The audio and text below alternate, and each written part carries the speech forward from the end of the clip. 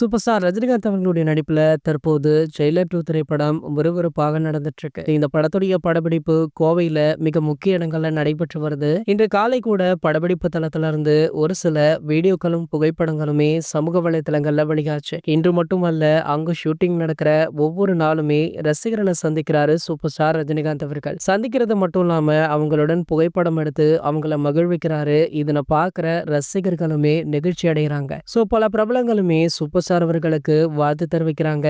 இந்த நிலையில பாத்தீங்கன்னா, இவருடைய பட வியாபாரம் பற்றிய ஒரு தகவல் சமூக வலைதளங்கள்ல வைரலுமே ஆகிட்டு இருக்கு. அதாவது ஜெயிலர் படத்துடைய முதலாம் பாகம் எந்த அளவிற்கு வெற்றி பெற்றது அப்படின்றது நம்மள பல பேருக்கு தெரிஞ்சிருக்கும். அந்த வகையில பாத்தீங்கன்னா, இந்த படத்துடைய இரண்டாம் பாகம் தற்போது உருவாகுது. கிட்டத்தட்ட 30% படப்பிடிப்பை நெல்சன் அவர்கள் முடிச்சிட்டாராம். அடுத்த கட்ட படப்பிடிப்பு தான் கோவையில நடந்துட்டு இருக்கு.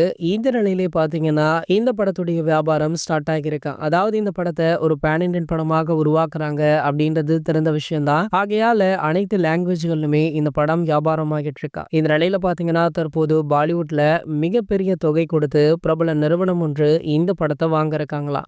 இந்த தகவல் தான் தற்போது சோஷியல் மீடியாக்கள்ல வைரலுமே ஆகிட்டு இருக்கு. அங்க உள்ள டாப் நடிகர்களுக்கு இணையாக ரஜினி சாருடைய படம் வியாபாரமாகி உள்ளது ஒரு மிகப்பெரிய பேசு பொருளாக மாறி இருக்கு. இது போன்ற சினிமா செய்திகளை பத்தி நீங்க உடனே தெரிஞ்சுக்க நம்மளுடைய தலைவர் அப்படின்ற நம்ம சேனலை சப்ஸ்கிரைப் பண்ணிக்கோங்க.